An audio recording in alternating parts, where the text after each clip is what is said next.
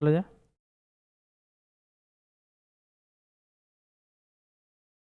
Hello बच्चों, कैसे हो आप लोग? एक्सपेक्ट करता हूँ कि आपका सिलेबस लगभग कवर होने वाला होगा या मैक्सिमम का सिलेबस कवर हो चुका होगा। तो लास्ट मोमेंट में जब हम लोग का सिलेबस कवर हो चुका है तो एक ऐसा प्लान बनाया जाए, एक ऐसे प्लानिंग से काम किया जाए कि जिस स्कोर पे आप सस्टेन कर रहे हो वहां से स्कोर को कैसे बूस्ट किया जाए, हम लोग स्कोर को कैसे बढ़ाएं। एक शानदार प्लानिंग दे रहा हूं आपको रिगार्डिंग केमिस्ट्री सब्जेक्ट, ताकि लास्ट मोमेंट में एक डिसिप्लिन वे में प्लानिंग किया जाए सिलेबस के रिगार्डिंग। तो हम लोग का स्कोर यदि आप 120 पे सस्टेन कर रहे हो तो 150 कैसे जा सकते हो, यदि 150 पे सस्टेन कर रहे हो तो फुल मार्क्स की तरफ अप्रोच कैसे कर सकते हो। मतलब अभी से यदि एक अच्छे प्लानिंग के साथ चला जाए तो हम लोग आसानी से हम लोग केमिस्ट्री के पेपर में 150-60 स्कोर जा सकते हैं। जिनका केमिस्ट्री शुरू से अच्छा रहा है और जिनका स्कोर 140-150 अभी आता है मॉक टेस्ट में, उनका स्कोर आराम से 180 के राउंड जा सकता है। इसी से प्लानिंग को लेकर आपके साथ मैं केमिस्ट्री के सारे कंटेंट को शेयर करूंगा कि किस चीजों को कैसे करना है, किस तरह से हम लोग ये सारी प्लानिंग करें कि ताकि रिवीजन एक अच्छे से हुए और केमिस्ट्री का पेपर बहुत ही अच्छे से नीट में कवर हो जाए। तो चलिए, बस एक चीज फोकस करूंगा और एक चीज बार बार बोलूंगा, एनसीईआरटी बाबू ब्रह्मास्त्र है, एनसीईआरटी ही ब्रह्मास्त्र है और एनसीईआरटी के बेसिस को फोकस करते हुए, एनसीईआरटी को बेस बनाते हुए ही रिवीजन करना है। आपने किसी चैप्टर के अंदर बहुत सारे कंसेप्ट को पढ़ा, वो सब चीज सही है आपने जो पढ़ा जैसे पढ़ा, लेकिन फोकस रिवीजन में फोकस कि एनसीईआरटी का कोई कंसेप्ट छूटना नहीं चाहिए। एनसीईआरटी में जो जो चीजें लिखी हुई है, जैसे जैसे पॉइंट्स ऑफ इरेज है, उस पे बेसिस पे प्रैक्टिस से लेकर उसका सारा कंसेप्ट मेरे को आनी चाहिए। तो इसीलिए मैं एक बात बार बार सजेस्ट करूंगा कि आप एनसीईआरटी को जितना बार रीडिंग करोगे, आप एनसीईआरटी को जितना बार रीडिंग करोगे, जितना टाइम एनसीईआरटी पढ़ोगे, आपका स्कोर बढ़ेगा। इसीलिए आप एनसीईआरटी को बेस बनाइए, चाहे वो तुम्हारे पास एनसीईआरटी 11th का बुक हो, चाहे आपके पास एनसीईआरटी 12th का बुक हो। दोनों में एनसीईआरटी 11th की बात करें या 12th की बात करें, नीट के पेपर में वेटेज हमेशा लगभग बराबर होता है दोनों का। दोनों पेपर चाहे 11th या 12th की बात करोगे, तो ये हम नहीं बोल सकते हैं। पिछले 4-5 साल के पेपर को जब मेरे टीमों ने एनालिसिस किया, तो यहाँ टीम में एनालिसिस करने के बाद हम लोग एक कंक्लूजन पे पहुंचे हैं कि दोनों को इक्वल वेटेज देना है, चाहे वो एनसीईआरटी 11th हो चाहे एनसीईआरटी 12th हो। और जितना एनसीईआरटी पढ़ोगे स्कोर बूस्ट करेगा, कंसेप्ट क्लियर होगा, रैंक भी आने का चांस बढ़ता चला जाएगा जब स्कोर बूस्ट करेगा। तो आप एनसीईआरटी को बहुत बार पढ़िए, जहां जहां आपने जिस पेज को पढ़ा है, जैसे पढ़ा है, उसको बार बार रिवाइज कीजिए, अपने स्कोर को बूस्ट कीजिए। सेकेंड थिंग, अभी बातें आती है कि सर एनसीईआरटी तो हम लोग पढ़ रहे हैं, एनसीईआरटी तो कर रहे हैं, लेकिन एनसीईआरटी के अंदर तो हम लोग को पता है कि एनसीईआरटी में 3 पार्ट होता है, ठीक है, और जिसको हम लोग सिलेबस में बाइंड अप करने का ट्राई करते हैं। किसी किसी ने तीनों पार्ट को अलग अलग तरह से पढ़ा होगा। तो आपने जो भी पार्ट किया, चाहे आपके पास ऑर्गेनिक का पार्ट हो, इनऑर्गेनिक का पार्ट हो, फिजिकल का पार्ट हो, इसके अंदर जितने भी चैप्टर आपके पास हैं, जितने भी कॉन्सेप्ट एनसीईआरटी बेस में जो जो टॉपिक लिखा हुआ है, किसी को नहीं छोड़ोगे। छोड़ोगे तो सिलेक्शन नहीं होगा। आप चैप्टर छोड़ के रैंक के लिए डिसाइड नहीं कर सकते हो कि हम एनसीईआरटी का एक चैप्टर छोड़ देते तो मेरा रिजल्ट हो जाएगा। नहीं, इम्पॉसिबल, मेडिकल में इम्पॉसिबल है। तो बात आती है इनऑर्गेनिक की, बात आती है ऑर्गेनिक की, और बात आती है फिजिकल के।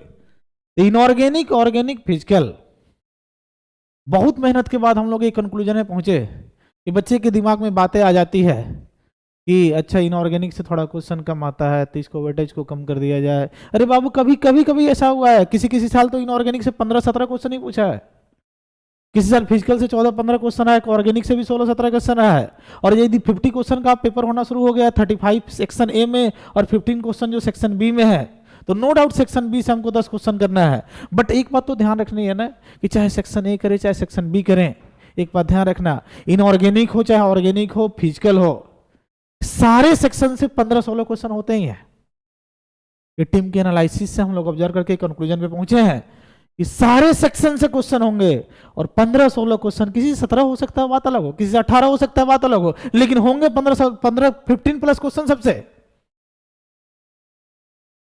तो इक्वल वेटेज ध्यान रखना है कि चाहे आपके पास इनऑर्गेनिक का सेक्शन हो, चाहे आपके पास ऑर्गेनिक का सेक्शन हो, और चाहे आपके पास फिजिकल का सेक्शन हो, तीनों का इक्वल वेटेज देना है। एग्जाम में तीनों सेक्शन से क्वेश्चन जो आएगा लगभग बराबर होने का चांस, इसीलिए किसी को इग्नोर नहीं करना है, सबको बराबर टाइम देकर हम लोग को एनसीईआरटी मल्टीपल टाइम पढ़ पढ़ के रिवाइज करना है। अब बातें इसमें स्टार्टिंग होती है कि रिवीजन हम लोग करें कैसे, जहां सस्टेन कर रहे हैं वहां से स्कोर बढ़े कैसे, रिवीजन करे कैसे। बाबू बस 5-6 वे बताऊंगा, उस वे के अकॉर्डिंग आप चलते हो तो श्योर आपका स्कोर बूस्ट करेगा। तो एक बार ध्यान से आप देखिए, आप लोग एनसीईआरटी पढ़ते समय, एनसीईआरटी के किसी भी कंसेप्ट को पढ़ते समय एक ऐसा बुक जिससे तूने मोहब्बत कर लिया करियर बन गई, जिससे तूने मोहब्बत कर लिया करियर बन गई, सिलेक्शन हो गया, डॉक्टर का टैग हो जाएगा लाइफ में। तो ध्यान रखना, एनसीईआरटी पढ़ते समय डिफिनेशन पढ़ना है। किसी किसी के बाद परेशानी होती है कि सर डिफिनेशन समझ में नहीं आता है, एनसीईआरटी के बहुत सारा स्टेटमेंट समझ में नहीं आता है। बाबू एनसीईआरटी को न्यूज़पेपर की तरह नहीं पढ़ना है, आपको हर एक एनसीईआरटी के पेज को, हर एक एनसीईआरटी के कंसेप्ट को जहां से जैसे भी आप रीडिंग करो, डिफिनेशन को समझने का ट्राई कीजिए, डिफिनेशन को बहुत फोकस होकर समझिए। डिफिनेशन को समझने के बाद उस डिफिनेशन से आपका जो भी कंसेप्ट बनता है वो आपको नोट में भी टीचर ने पढ़ाया होगा, जहां से जिस सोर्स से आपने उस चीजों को गैदर किया है, उस डिफिनेशन को पढ़ने के बाद आपने जो भी कंसेप्ट निकाला होगा उसके थ्रू, जो भी कंसेप्ट निकालने के बाद, जो भी कंक्लूजन निकालने के बाद, जो भी कंसेप्ट उसके थ्रू आपका आया होगा, उसको प्लीज आप जहां हो, एनसीईआरटी बुक पे हो, एक छोटा सा कंक्लूजन लिखना हो, समराइज वे में लिखना हो, जहां भी लिखे उसको बार बार देखिए। फिजिकल केमिस्ट्री करते समय, पार्टिकुलर फिजिकल केमिस्ट्री की बात करेंगे तो आप एक फार्मूला का चैप्टर बनाइए, फार्मूला का सीट बनाइए, हर एक चैप्टर्स का फार्मूला बनाओगे तो पता चलेगा कि हमने एनसीईआरटी जब पढ़ा तो एनसीईआरटी पढ़ने के बाद मेरे पास एक कंसेप्ट आया था, तो उस कंसेप्ट के थ्रू ये फार्मूला निकला था। तो क्वेश्चन देखने के बाद पहले तो पता चलेगी हमको ये आता है तो उसका फार्मूला क्या था। जैसे मैंने एग्जांपल तुझको बताया कि तुझको बफर सॉल्यूशन आता है, तुझको पता है कि एसिडिक बफर कैसे बनता है, तुझको पता है कि बेसिक बफर कैसे बनता है, बट एसिडिक बफर में पीएच कैसे निकालते हैं, बेसिक बफर में पीएच कैसे निकालते हैं, सर यही नहीं पता था। सर क्वेश्चन आता था मैंने छोड़ के चला आया, अरे बाबू ये तो क्राइम ही कर दिया ना। बफर बनाना जानता था कि इसको मिलाने में एसिडिक बफर होता है, इसको मिलाने में बेसिक बफर होता है, बट ये पता नहीं था कि पीएच कैसे निकलता था। तो आप तो उलझ जाओगे ना, वहां डेरिवेशन करने का समय थोड़ा होता है आपके पास। बाबू एक्यूरेसी, टाइम लिमिट, सब चीज आपका लाइफ में वही है, पेपर में सब चीजों को मेंटेन करना है, इतना समय नहीं होता कि आप डेरिवेशन करो। इसलिए आप फार्मूला पे फोकस होकर फिजिकल केमिस्ट्री के सारे फार्मूला को बहुत ढंग से करोगे, कुछ भी छूटना नहीं चाहिए फिजिकल केमिस्ट्री में। कोई फार्मूला हो, कंसेप्ट हो, चाहे एक छोटा सा सरफेस केमिस्ट्री का गोल्ड नंबर निकालने का कंसेप्ट हो, चाहे फ्रेंडली का डायग्राम हो, चाहे बफर हो, चाहे आयनिक हो, चाहे थर्मो हो, आपको फार्मूला सारा करना है। एक बात ध्यान रखना है कि एनसीईआरटी जब हम लोग रीडिंग कर रहे हैं, एनसीईआरटी पढ़ रहे हैं, एनसीईआरटी के डिफिनेशन को हम लोगों ने सीख गया, एनसीईआरटी के कंसेप्ट को लगाना मैंने सीख गया, एनसीईआरटी के कंसेप्ट को हम लोग क्वेश्चन में अप्लाई करना सीख गया, अरे बाबू फार्मूला आना सीख गया, तो आप सोचिए उसका एप्लीकेशन कहाँ कहाँ है। और इसका बेस्ट वे आपको बॉन्डिंग सिखाएगा, बेस्ट वे जीओसी सिखाएगा कि यदि ये जीओसी मैंने पढ़ा इसको कहाँ अप्लाई करना है, इसका एप्लीकेशन कहाँ कहाँ है। बॉन्डिंग पढ़ा था, इसका एप्लीकेशन क्या है, पीरियोडिक पढ़ा था, इसका एप्लीकेशन क्या है। तो मेरे कहने का मतलब कि डिफिनेशन के साथ कंसेप्ट भी आना चाहिए। कंसेप्ट आने के बाद आपको जब कंसेप्ट आना शुरू होगा, फार्मूला आप सारा फिजिकल केमिस्ट्री का समराइज कर लोगे, एप्लीकेशन करने आना चाहिए। एप्लीकेशन करोगे स्कोर बूस्ट करेगा, एप्लीकेशन करोगे क्वेश्चन की समझ बढ़ेगी, क्वेश्चन की समझ बढ़ेगी टेस्ट पेपर में स्कोर बढ़ेगा। जब भी आप एनसीईआरटी पढ़ो, मैंने स्टार्टिंग में ही इंडिकेट किया था कि हाईलाइट कीजिए, पॉइंट सबको आइडेंटिफाई कीजिए कि किस क्वेश्चन से जब आप पीवाई करोगे, मॉक दोगे, सब चीजों को देखोगे, तो आप ये चीजों को वॉच करोगे कि इसमें से कौन सा पॉइंट था, हाईलाइट पॉइंट कौन सा है, हाईलाइट पॉइंट्स कौन सा है, हाईलाइट पॉइंट्स पहचान में कैसे आएगा। तो वैसा क्वेश्चंस जिसको मैंने पीवाई किया क्यों किया, जो एनसीईआरटी के लाइन से उठा के पूछा था, वैसा एमसीक्यू का क्वेश्चन जो एनसीईआरटी का डायरेक्टली स्टेटमेंट से आ रहा है, वैसा क्वेश्चन जिसको पढ़ाते समय टीचर ने 4 बार 5 बार 7 बार क्लास में बोला, उस सारे चीजों को अंडरलाइन कीजिए। और एनसीईआरटी की एक पेज का कंक्लूजन उसको दिमाग में बैठा लीजिए कि इस पेज से ये कंसेप्ट था जिसको मैंने ऐसे ऐसे पढ़ा था, उसको यदि कवर करता हूं तो मेरा ये पेज कवर होगा, उसके थ्रू क्वेश्चन आएगा तो मेरे से बन सकता है। और इस सारे चीजों को एक शॉर्ट नोट में ले जाइए, शॉर्ट नोट में ले जाएंगे तो जब भी आप पी बाई क्यू, जब भी आप मॉक एनालिसिस, मॉक टेस्ट देने के बाद उसका एनालिसिस जब करने जाएंगे, तो चाहे पी बाई क्यू सॉल्व करें या मॉक दें, उसका एनालिसिस देखें। यदि क्वेश्चन गलत हुआ मॉक देते समय, पी बाई क्यू का क्वेश्चन गलत हुआ, तो एक बार आप शॉर्ट नोट को पलटें, एक बार आप एनसीईआरटी में वो सारे पॉइंट को पलटे जहां से वो क्वेश्चन गलत हुआ था। यदि आप मॉक के एनालिसिस को करके आगे बढ़ते हो, बिना मॉक एनालिसिस के रिजल्ट नहीं हो सकता है, ध्यान रखना। मॉक एनालिसिस से ही स्कोर बूस्ट होता है। मॉक के पेपर को दे दिया, अब पेपर लाके घर पे फेंक दिया, रिजल्ट नहीं होगा बाबू। एक अच्छे प्लानिंग के साथ आगे बढ़ो, एक अच्छे प्लानिंग के साथ आगे बढ़ो। जो जो मैंने आपको प्लानिंग दिया उसके अकॉर्डिंग आप आगे बढ़िए। और केमिस्ट्री के सेक्शन में बार बार इंडिकेट करूंगा कि कुछ सेक्शन ऐसा है, 15 से 16 चैप्टर ऐसा है जिसको यदि आप ब्लॉक 1 में करके पढ़ लेते हो, 15 से 16 चैप्टर ऐसा है जिसको आप ब्लॉक 1 में करके पढ़ लेते हो, तो इस चैप्टर को करने के बाद अप्रोक्स 60 से 70% क्वेश्चन, इतना चैप्टर यदि कर लेते हो तो 25 से 28 इवन 30 भी हो सकता है, इतना क्वेश्चन श्योर बनना शुरू हो जाएगा और सब्जेक्ट पढ़ने की समझ बढ़ जाएगी, सब्जेक्ट में स्कोर इंप्रूव होना शुरू हो जाएगा। तो सबसे पहले मैं इंडिकेट करूंगा आपको कि बॉन्डिंग बैकबोन है केमिस्ट्री का, ये बैकबोन है केमिस्ट्री का। इसके बिना ना तो इनऑर्गेनिक समझ में आएगा, ऑर्गेनिक में परेशानी बढ़ा देगा। ये तो करना ही है, श्योर शॉर्ट 3 क्वेश्चन भी हो सकता है, 4 कभी कभी 5 भी हो सकता है। इसके कंसेप्ट पे कोऑर्डिनेशन कीजिए, पी ब्लॉक कीजिए। ये आप ब्लॉक 1 में एक ऐसा सेक्शन बताने जा रहा हूं जिसको करने के बाद आपका स्कोर कम से कम 120 आना शुरू हो जाएगा। आप इस 120 के राउंड जाना शुरू कर देंगे। सिर्फ इतना चैप्टर का अच्छे से कंसेप्ट है, रिवीजन है आपके पास। तो बॉन्डिंग कीजिए, कोऑर्डिनेशन कीजिए, पी ब्लॉक कीजिए। ये पार्ट आप इनऑर्गेनिक में सबसे पहले कवर कीजिए रिवीजन करते समय। ये पार्ट को सबसे पहले कवर करना है। फिजिकल में आप इक्विलिब्रियम, इलेक्ट्रोकेमिस्ट्री, काइनेटिक्स, मोल एक बेसिक यूनिट है, इसका यूज हर जगह होता है। आप मोल देखिए, थर्मोडायनेमिक्स, ये 4 यूनिट को उठा के मैंने ब्लॉक 1 में रखा था। और आप जब पीवाईक्यू को एनालाइज करेंगे, मेरे टीमों ने जब एनालाइज किया ऐसा बैठक को, तो हम बैठकर तो एनालिसिस पे हम लोग ये पहुंचे कि यदि फिजिकल के इक्विलिब्रियम, इलेक्ट्रोकाइनेटिक्स, बेसिक कंसेप्ट, थर्मो, यदि इसको हम लोग करके जाते हैं तो फिजिकल में श्योर सिक्योर 8 से 9 10 क्वेश्चन बन सकता है। इनऑर्गेनिक का शुरू का 3 क्वेश्चन बोल लेते हैं तो 8 क्वेश्चन कोई रोक नहीं सकता है। तो बाबू 8-10 क्वेश्चन तो यहां से फिजिकल का और 8 क्वेश्चन इनऑर्गेनिक का तो लग रहा था, 9-10 भी हो सकता है इनऑर्गेनिक में उस 3 चैप्टर से। तो मेरे कहने का मतलब कि आप तो इसको करने के बाद 18-20 क्वेश्चन के अप्रोच तो ऐसे ही चले गए।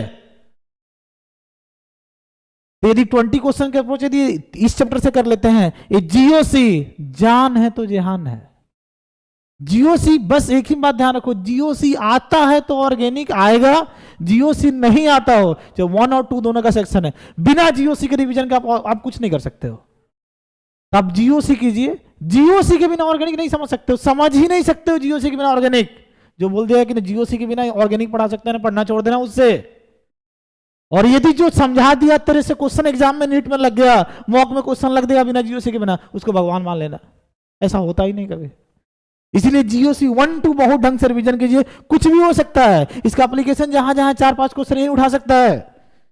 उसके बाद आप रिवीजन प्लान में पहले अल्डिहाइड कीटोन कीजिए, पहले एल्डिहाइड कीटोन कार्बोक्सिलिक एसिड कीजिए, इसको करने के बाद आप एमाइन एक छोटा यूनिट है, कभी कभी एनसीईआरटी से डायरेक्टली क्वेश्चन आ जाता है, उसके बाद आप एमाइंस को कीजिए। तो ये ब्लॉक 1 का चैप्टर रहा, जो आपको ढंग से करते हैं तो आपका श्योर सिक्योर 100+ स्कोर 120-25 भी जा सकते हो।